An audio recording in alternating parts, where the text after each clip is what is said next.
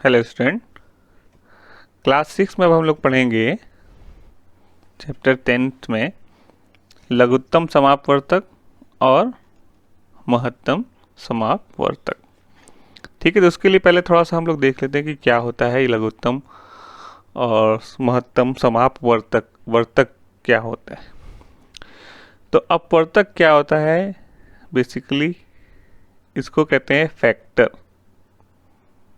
ठीक है, अपवर्तक को क्या कहते हैं? फैक्टर। मतलब दो का अपवर्तक क्या होगा? एक दो। मतलब दो को जो जिससे जिससे भाग देने पर पूरा पूरा कट जाए। दो को एक से भाग देंगे तो पूरा पूरा कट जाएगा, दो आएगा। दो से भाग देंगे तो पूरा पूरा कट जाएगा, एक आएगा। ठीक है, इसी तरीके से जैसे कि 6 है, 6 किससे किससे कटेगा? एक से पूरा पूरा कट जाएगा, 6 आ जाएगा। 6 और किससे कटेगा?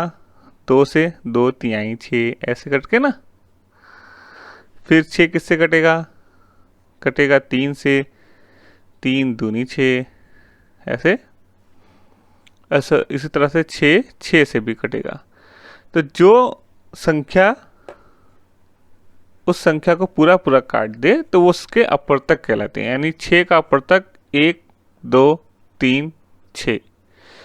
15 का अपवर्तक, 15 को 1 से काट सकते हैं, 1 से तो सबको सारी संख्या कटेगी, 1 से काट सकते हैं। फिर 3 से काट के देखते हैं, 3 से काटेंगे तो 3 3 पचे 15, 3 से भी कट जाएगी। 5 से काट के देखेंगे, 5 से भी कट जाएगी और 15 से भी कट जाएगी। तो ये सारे इसके अपवर्तक होते हैं। तो अपवर्तक को क्या कहते हैं? फैक्टर। दूसरा होता है अपवर्त। जैसे कोई संख्या है अगर, ठीक है, उसका हमें निकालना है अपवर्त, या इसको गुणज भी कहते हैं। ठीक है, गुणज। इंग्लिश में इसको कहते हैं मल्टीपल। मल्टीपल मल्टीपल मतलब कि 3 का मल्टीपल कौन है? तो 3 के टेबल में या टेबल से आगे भी, तो 3 का मल्टीपल हो जाएगा 3, फिर 3 का फिर 3 रहे, 3 दूनी 6, फिर 3 तिरिके 9, 3 चौके 12, 3 पचे 15, इसी तरह से आगे। इसी तरह से 7 का मल्टीपल कौन होगा? 7, 7 दूनी 14, 7 तिरिक 21, 7 चौके 28। ठीक है, और ऐसा नहीं, ज़रूरी नहीं कि ये आप 70 तक होगा। ठीक है, ये 70 के आगे भी होगा, 70 के आगे फिर 7 जोड़ दें जिसमें 7। ठीक है, हो रहा क्या है एक्चुअल में? हो क्या रहा है कि इस तरह से मल्टीपल रहता है। तो हो क्या रहा है कि अगर 3 है तो 3 एक कम 3, 3 गुणे 1, फिर 3 गुणे 2, 3 गुणे 3, 3 गुणे 4, ऐसे 3 का मल्टीपल। तो मल्टीपल यानी गुणज, 3 के अपवर्त गुणज कौन कौन से हैं?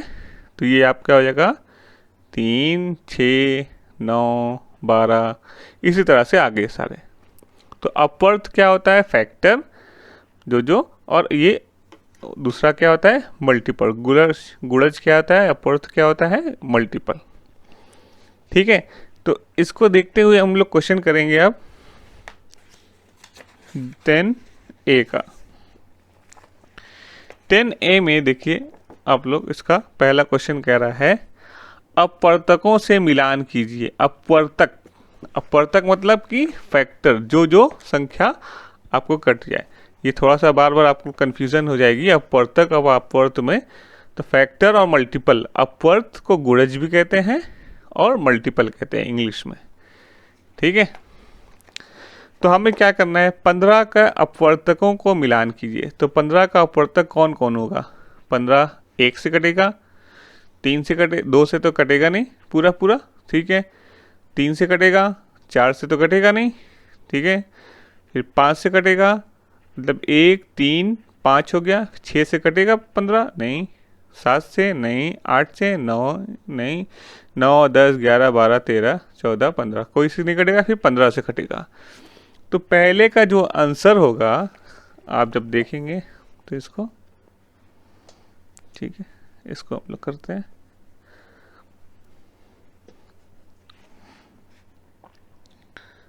पहले का आंसर है, पहले का हमें क्या करना है, मिलान करना है, मिलान। तो पहला किसका किसके बराबर है, आपका गा के बराबर है, ठीक है। इसमें आप देखेंगे तो पहला जो है ये 15वां, ये आपका गा के बराबर है, ठीक है। तो पहला जो है आपका गा है।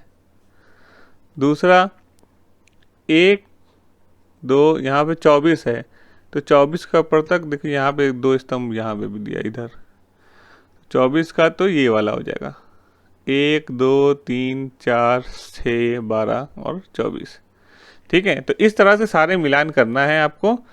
तो हम इसमें दूसरे का क्या हो जाएगा, आपका दूसरे का आपका हो गया है अंगा वाला, ये गा वाला था, ये अंगा। तीसरे का कौन सा है, 21 का आपका है घा वाला, ठीक है। और चौथा क्या है, 32 का आपका इधर है का वाला। और पांचवा आपका है 36, तो 36 वाला क्या है, खा वाला। तो ये हमें मिलान करना था पहले क्वेश्चन में, ठीक है। इसका इसका क्या होगा, ठीक है। तो ये तो हो गया। दूसरा क्वेश्चन देखते हैं, नेक्स्ट क्वेश्चन। इसमें दूसरा क्वेश्चन कह रहा है, दूसरे का है, कह रहा निम्नांकित संख्याओं के प्रथम 5 गुणज लिखिए।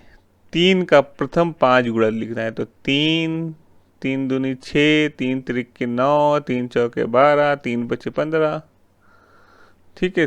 प्रथम 5 गुणज लिख दिया। इसी तरह से खा वाला कर देते हैं। 4 है, 4 का लिखना है, 4 4 दूनी 8, गुणज, गुणज मतलब कि मल्टीपल, ठीक है। गुणज मतलब कि मल्टीपल, और अपवर्तक मतलब कि फैक्टर। तो 4 दूनी 8, 4 3 12, 4 चौके 16, 4 पंजे 20। गा वाला इसी तरह से कर दें, 5 का पहाड़ा लिख देंगे, ठीक है। और इसी तरह से घा वाला कर देंगे, घा वाले में क्या कर देंगे, 9 का टेबल लिख देंगे, ठीक है। इसमें तो कोई दिक्कत नहीं, आगे बढ़ते हैं।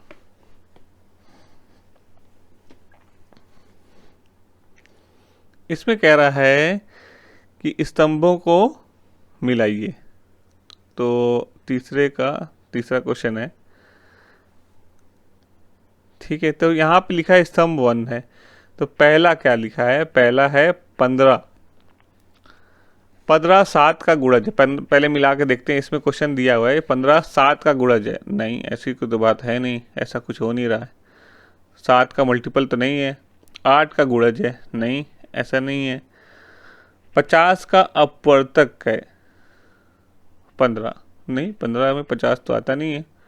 15 20 30 का अपवर्तक है, हाँ 30 का अपवर्तक है, क्योंकि 30 का अपवर्तक कौन कौन सा होगा, जो 30 को काट सके, वो 15 है क्या, हाँ है। तो आपका पहले का क्या हो जाएगा आंसर, घा वाला, ठीक है। दूसरा क्वेश्चन कर रहा है 20।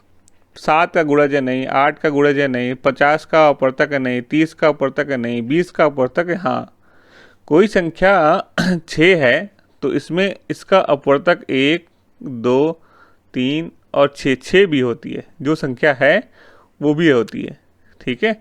तो यानी इसका 20 का अपवर्तक है। तो दूसरे का कौन सा सही है, अंगा वाला, ठीक है।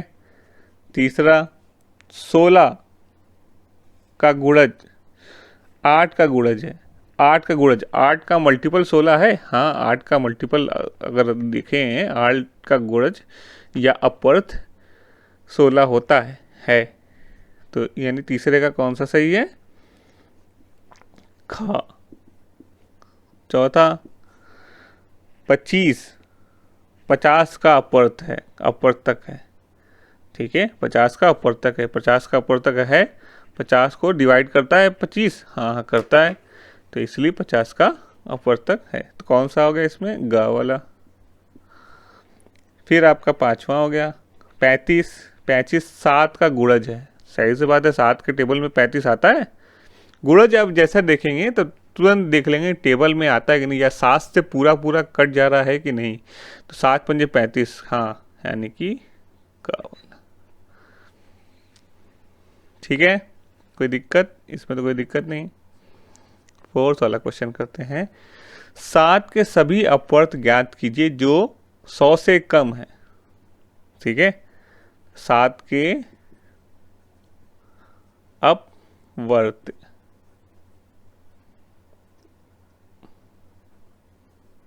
ठीक है, अपवर्त निकालना है। तो 7 के टेबल में 7, 7 दूनी 14, 7 एक 21, 7 चौक 28, 7 पंजे 35, 7 छंग 42, 7 सतह 49, 7 अठे 56, 7 नवा 63, 7 दहन में 70। 70 तक नहीं जाना है हमें 100 से कम तक जाना है। तो इसमें फिर 7 जोड़ेंगे, 7 तो 77, 77 और 7 जोड़ा तो 84, फिर इसमें 7 जोड़ा तो 7 4 11 91, फिर इसमें 7 जोड़ा तो हो गया 98 98, फिर इसमें 7 जोड़ देंगे अगर तो 105 हो जाएगा। तो 105 तक नहीं जाना है हमें, 100 से कम तक। तो 100 से कम तक के जो भी अपवर्त हैं, जो 7 के मल्टीपल हैं, जो 7 को पूरा पूरा कट जा रहा है, वो आपके ये। ठीक है, कोई दिक्कत इसमें? इसमें कोई दिक्कत नहीं। टेबल लिखा 70 तक, मुझे मगर जाना था कहाँ तक? 100 से कम तक। तो 100 से कम तक हमने और भी 7 जोड़ते गए इसमें।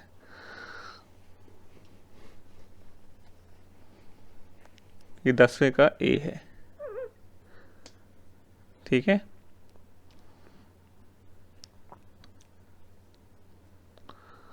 चौथा क्वेश्चन करते हैं। चौथा तो हो ही गया, 5वां क्वेश्चन देखते हैं। 4 9 6 के सभी अपवर्तकों को लिखिए। अब 4 9 6 के सभी अपवर्तकों को लिखना है। अब मतलब किससे किससे इसको कर सकता है। तो अगर इसमें थोड़ा सा डाउट हो रहा है तो आप इसको ना पहले प्राइम फैक्टर निकाल लेते हैं। प्राइम फैक्टर मतलब अभाज्य गुणनखंड। 2 से काटा, 2 दूनी 4, 2 से इसको भाग दिया, है ना, ऐसे 2 दूनी 4, सॉरी 4, फिर 9 उतर, 2 चौके 8, फिर 2 अट्ठे 16, कितना आ गया? 2 4 8। तो 2 4 8 लिया, फिर 2 से भाग दिया, 2 एक कम 2, 2 दूनी 4, 2 चौके 8, फिर 2 से काटा, 2 छक्का 12, 2 दूनी 4, फिर 2 से 2 3 6, फिर 2 एक कम 2। अब तो 31 तो किसी और से नहीं कटता, तो 31 31 एक बार कटेगा। तो अब स्टार्ट से इसके मल्टीपल लिखना स्टार्ट करते हैं। ये तो समझ गए। सबसे पहले 1 आएगा, 1 तो होता है, इसमें 2 है, हाँ है। अब देखेंगे 3 से कटेगा। अब देखेंगे यहाँ पे मगर गुणनखंड में कहीं 3 नहीं दिया है ना, 3 तो है नहीं, तो 3 से नहीं कटेगा। 4 है, तो क्या 2 दूनी 4 ऐसे होता है ना, 2 गुणे 2 गुणे 2 गुणे 2 गुणे 31। तो 2 दूनी 4 कर देंगे। अब फिर 2 दूनी 4 दूनी 8 भी लिख देंगे, फिर 2 दूनी 4 दूनी 8 दूनी 16 भी लिख देंगे, फिर लिख देंगे 31, 16 के बाद 31 लिख देंगे। अब यहाँ से 31 के बाद फिर ऊपर जाते रहो, 31, फिर 65, 124, 248 और 496। तो टोटल कितने होंगे? 1 2 3 4 5 6 7 8 9 10। ठीक है, ठीक है, अपवर्तकों को लिखिए, लिख दिया। ठीक है, अब इसके बाद भी कह रहा है कि और दिखाइए कि यह एक संपूर्ण संख्या है। अब संपूर्ण संख्या क्या होती है? संपूर्ण संख्या वो होती है, यहाँ पे आप लोग देखेंगे संपूर्ण संख्या के बारे में दिया है। जैसे कि अगर कोई 6 लिया है तो इसका अगर हम अपवर्तक निकालते हैं तो 1 2 और 3 और 6 आया। तो ये जो इसको जोड़ेंगे अगर 1 + 2 + 3 + 6, तो ये आपका हो गया 12। जो कि 6 का 2 गुना है। ठीक है, दुगुना अगर होगा, 2 गुना हो जाएगा, दुगुना हो जाएगा, दुगुना। ठीक है, तो ये आपका, ये जो संख्या होगी आपकी संपूर्ण संख्या होगी। तो यहाँ भी वही चीज करके देखते हैं। पहले अपवर्तकों का योग देखते हैं। अपवर्तकों का योग, योग मतलब कि 1 + 2 + 4 + 8 + 16 + 31 + 62 + 124 + 228 + 496, 496। ठीक है, तो थोड़ा लंबा है, थोड़ा सा इसको पहले छोटा कर लेते हैं। तो 1 3 5, ठीक है, 1 3 5 5, सॉरी 1 2 3 3 4 3 7 7 8 7 15 15 15 लिख लेते हैं इसको, यहाँ तक 15 लिखते हैं। 15 16 31 62 124 248 + 496, इसको इधर साइन से पूरा जोड़ देते हैं। 15 16 31 62 124 200। क्या कर रहे हैं हम इनके अपवर्तकों को, इनको जोड़ रहे हैं, पूरे को अपवर्तकों का योग निकाल रहे हैं। ठीक है, और 496, तो 6 5 और 6 11 11 1 12 12 2 14 4 14 4 18 8 18 8 हो गया आपका 26 26 6, कुछ गड़बड़ किया क्या? 12 2 14 14 4 18 18 18 8 26 26 6 26 6 हो गया आपका 32 के 2 हाथ से लगा 3 3 3 1 4 1 5 5 3 8 8 6 14 16 17 17 और 4 21 21 और 9 21 और 9 30 के 0, कुछ गड़बड़? ठीक है, तो ये 32 के 3 यहाँ से लगा 3 आ गया था। ठीक है, 3 4 5 5 3 8 8 6 14 2 16 16 4 20 9 29 9 होगा ना यहाँ पर, 9 और 29 और 2 5 5 4 यहाँ पर 9 आएगा। ठीक है, इतना आया आपका, आया 992। ठीक है, तो क्या इसका दुगुना है? देखें ना, 496 का दुगुना है ये 992, 2 से गुणा करा तो 2 छक्का 12 2 9 18 1 19 2 चौके 8 1 9। हाँ, तो ये जो संख्या है, ये जो इसके अपवर्तकों का जो योगफल है, योगफल जो है वो संख्या का 2 गुना है। अतः क्या हो जाएगी? संख्या पूर्ण संख्या है। ठीक है, बस और कुछ नहीं, ऐसे करना है। पहले अपवर्तक निकाला, इनका योग निकालना, योग निकालने के बाद थोड़ा सा योग, थोड़ा सा टिपिकल है, मगर इसको फिर से ध्यान दें। करा कैसे हमने? पहले इसका मल्टीपल निकाल लिया, ऐसे डिवाइड करने के बाद प्राइम फैक्टर निकाल लिया, फिर उसके बाद 1 से डिवाइड करा, 2 से गएगा, फिर 2 दूनी 4 4 से, फिर 2 दूनी 4 दूनी 8 से, फिर 2 दूनी 4 दूनी 8 दूनी 16 से, फिर 16 से हो गया, फिर उसका 31 से, फिर 31 से यहाँ से ऊपर जाते रहें, ऊपर जाते रहेंगे। तो 31, फिर 62, फिर 124, 248, फिर 496। ठीक है, फिर उनका योगफल निकाला, योगफल निकालने के बाद 496 का अगर सम निकाल 2 गुना करके देख रहे हैं तो वही नंबर आ जा रहा है उनके योगफल के बराबर। ठीक है, तो इस तरह से करना है हमें। अब इसमें क्या कह रहा है, खाली स्थान को भरने को कह रहा है। तो पहला क्वेश्चन कह रहा है प्रत्येक संख्या डैश की डैश होता है। तो प्रत्येक संख्या स्वयं खुद की अपवर्त्य होती है, अपवर्त्य, ठीक है, यानी गुणज होती है। जैसे कोई संख्या 3 है, ठीक है, अपवर्तक होती है। ठीक है, तो क्या 3 है, चौथे छठवें का पहला। तो प्रत्येक संख्या क्या होती है, स्वयं की लिख सकते हैं, स्वयं मतलब खुद की गुणज, सॉरी खुद के अपवर्तक होती है।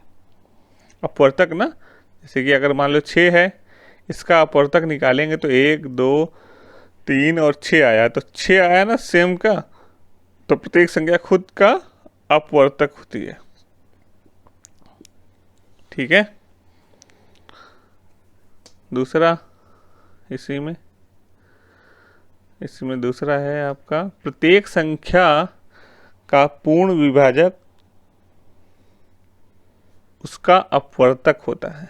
ठीक है, मतलब कि कोई संख्या को पूर्ण विभाज करते हैं, विभाज मतलब कि भाग देने पर, तो उसका अपवर्तक होता है। तो जैसे कि अगर 6 है, जैसे कि हम लोग 6 को लेकर चल रहे हैं, तो 1 2 3 6, तो 1 से पूरा काटेंगे तो पूरा का पूरा कट जा रहा है, कोई रिमाइंडर, कोई शेषफल नीचे नहीं बच रहा है। 2 से भाग देने पे क्या मिलेगा हमें, कुछ नहीं मिलेगा नीचे, 2 3 6, कुछ मिला यहाँ पर नहीं ना, तो यहाँ पर नहीं मिला, तो पूर्ण विभाजक कहते हैं। ठीक है, इसको तो वो क्या आ जाएगी, क्या है इसका आंसर है आपका, उसका अपवर्तक होता है।